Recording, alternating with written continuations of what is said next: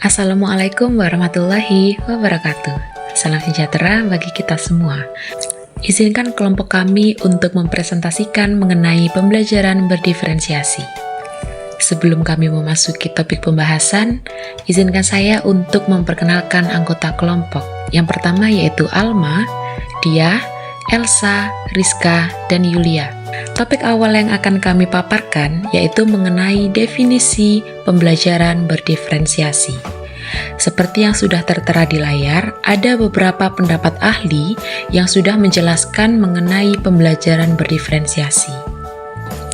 Menurut Tomlinson tahun 2001, pembelajaran berdiferensiasi yaitu pembelajaran yang memberi keleluasaan dan mampu mengakomodir kebutuhan peserta didik untuk meningkatkan potensi dirinya, sesuai dengan kesiapan belajar, minat, dan profil belajar peserta didik yang berbeda-beda.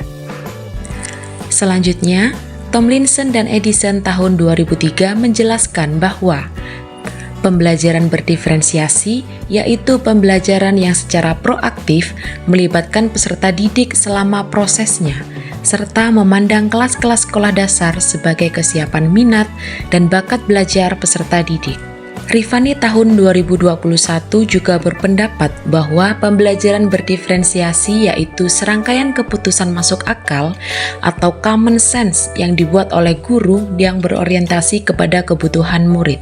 Dari beberapa pendapat ahli yang sudah kami amati bersama, dapat ditarik kesimpulan bahwa pembelajaran berdiferensiasi adalah pembelajaran yang difasilitasi oleh guru untuk memenuhi kebutuhan belajar peserta didik sebagai individu sesuai dengan kesiapan belajar, minat, dan profil belajar peserta didik yang berbeda-beda. Selanjutnya, mengenai keputusan yang dibuat oleh guru berdasarkan kebutuhan siswa meliputi 1. Menciptakan lingkungan belajar yang mengundang peserta didik. Yang kedua, kurikulum yang memiliki tujuan pembelajaran yang didefinisikan secara jelas. Yang ketiga, penilaian berkelanjutan. Yang keempat, bagaimana guru menanggapi atau merespon kebutuhan belajar peserta didiknya. Dan yang terakhir, yang kelima, manajemen kelas yang efektif. Selanjutnya yaitu ciri pembelajaran berdiferensiasi. Menurut Tomlinson 2001, terdapat 4 ciri pembelajaran berdiferensiasi. Yang pertama, yaitu pembelajaran berfokus pada konsep dan prinsip pokok yang mencakup kompetensi dasar pembelajaran. Yang kedua, evaluasi kesiapan dan perkembangan belajar peserta didik diakomodasi ke dalam kurikulum dengan cara memetakan kebutuhan peserta didik yang kemudian dimasukkan ke dalam strategi pembelajaran. Yang ketiga, pengelompokan peserta didik dilakukan secara fleksibel. Yang keempat, siswa secara aktif bereksplorasi di bawah bimbingan dan arahan guru. Pembelajaran ini berpusat kepada siswa. Selanjutnya, saya akan menjelaskan teori-teori pendukung dalam pembelajaran berdiferensiasi. Pertama, teori sistem ekologi. Teori ini menjelaskan bahwa perkembangan individu dalam interaksinya dengan lingkungan di luar dirinya yang terus-menerus mempengaruhi segala aspek perkembangannya. Pengaruh tersebut mulai dari pengaruh interaksi langsung pada individu hingga pengaruh kebudayaan yang berbasis luas. Teori sistem ekologi merupakan pandangan sosiokultural Bronfenbrenner tentang perkembangan yang terdiri dari 5 sistem lingkungan, yaitu mikrosistem, mesosistem, ekosistem, makrosistem, dan kronosistem. Teori pendukung yang kedua yaitu teori multiple intelligence. Teori ini dicetuskan dan dikembangkan oleh Howard 1993 yang mendefinisikan intelligence sebagai kemampuan untuk memecahkan persoalan dan menghasilkan produk dalam suatu setting yang bermacam-macam dan dalam situasi yang nyata. Terdapat 8 bentuk kecerdasan yang masing-masing memiliki komponen inti dan ciri-ciri yang berbeda juga, antara lain: yang pertama, kecerdasan verbal linguistik. Yang kedua, kecerdasan logis matematis. Yang ketiga, kecerdasan spasial visual. Yang keempat, kecerdasan kinestetik jasmani. Yang kelima, kecerdasan musikal. Yang keenam, kecerdasan intrapersonal. Dan yang ketujuh, kecerdasan interpersonal. Yang terakhir, kecerdasan naturalis. Teori pendukung yang ketiga yaitu teori Zone of Proximal Development, ZPD. Teori ini menekankan pada zona antara tingkat perkembangan aktual dan tingkat perkembangan potensial. Tingkat perkembangan aktual tampak dari kemampuan anak menyelesaikan tugas-tugas secara mandiri.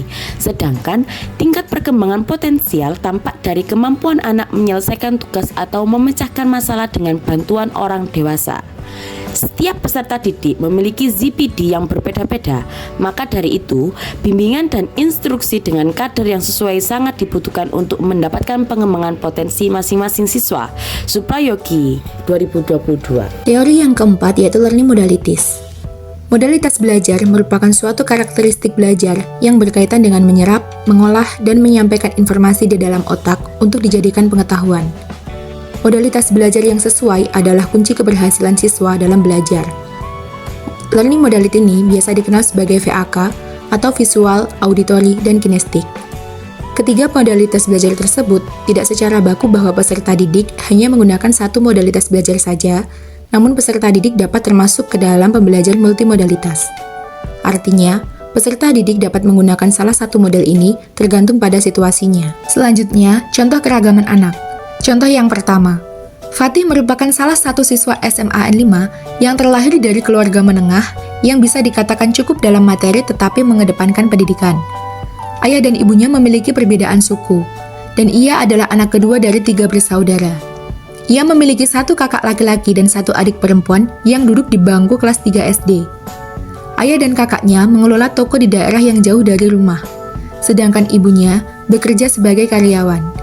Siang menjelang sore setelah pulang sekolah, ia memiliki tanggung jawab menjemput adiknya di rumah neneknya karena kedua orang tuanya pulang sore hari. Walaupun sibuk, Ibu Fatih tetap memasak untuk makan keluarganya, dan ayahnya aktif mengikuti kegiatan masyarakat. Mereka selalu melaksanakan ibadah sholat secara bersama-sama, dilanjutkan makan kemudian belajar meskipun tidak ada tugas. Karena hal tersebut sudah menjadi kebiasaan, orang tuanya mengajarkan anak mereka untuk tetap melakukan kewajiban meskipun sibuk dengan kegiatan lainnya.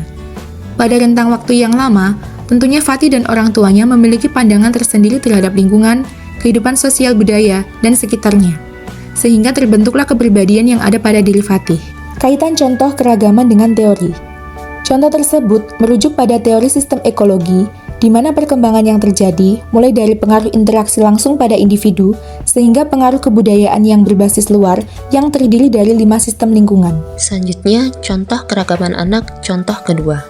Sari dan Mita merupakan 2 orang siswa kelas 6 yang memiliki kecerdasan yang berbeda. Sari lebih menyukai pembelajaran seni dan ekstrakurikuler bela diri, serta memiliki nilai yang kurang bagus pada pembelajaran matematika, sedangkan Mita menyukai pembelajaran berhitung dan sangat menyukai hewan peliharaan. Kaitan contoh keragaman dengan teori.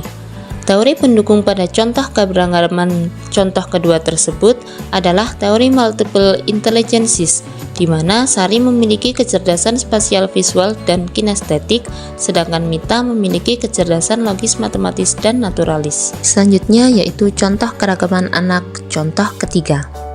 2 dari 30 siswa yaitu Ratu dan Chandra memiliki kemampuan yang lamban dalam memahami materi. Ratu lebih senang menyendiri dan tidak mudah untuk bergaul, sedangkan Chandra senang bergerak dan melakukan aktivitas fisik sehingga terkesan mengganggu. Ketika belajar matematika, Ratu merasa kurang percaya diri karena merasa tidak bisa mengerjakan, sedangkan Chandra berkeliling kelas sehingga tidak konsentrasi ketika Bu Dewi menjelaskan materi. Maka dari itu, keduanya memerlukan bimbingan tersendiri dari Bu Dewi untuk mengerjakan soal dibandingkan 28 siswa yang lainnya. Dari hal tersebut, dapat dilihat perbedaan dari 2 tingkat perkembangan, yaitu antara 2 siswa dan 28 siswa yang lainnya. Selanjutnya, kaitan contoh keragaman dengan teori. Hal tersebut berhubungan dengan teori ZPD, yaitu terkait jarak antara tingkatan apa yang dapat dipelajari secara mandiri dan tingkatan potensi perkembangan yang dapat dipelajari dengan bimbingan. Kemudian, contoh keragaman anak yang keempat. Di sini ada seorang anak yang bernama Gabil. Gabil merupakan salah satu siswa kelas 4 yang mana ketika proses pembelajaran berlangsung, Jika belajar di kelas, guru menjelaskan menggunakan papan tulis atau mengarang cerita melalui gambar atau meringkas materi yang ada pada buku, maka Gabil akan bersemangat untuk mengerjakannya dan menyelesaikan lebih dulu dibandingkan teman-temannya. Akan tetapi, Gabil tidak suka ketika diberi tugas berdiskusi dengan teman yang lain, karena Gabil sulit mencerna materi ketika berdiskusi. Sedangkan Lita adalah teman sekelas Gabil. Ia senang jika ada pembelajaran yang bertugas kelompok untuk berdiskusi, dan ketika berdebat, kelompok Lita lebih unggul dibanding lainnya, sehingga temannya senang berkelompok dengan Lita.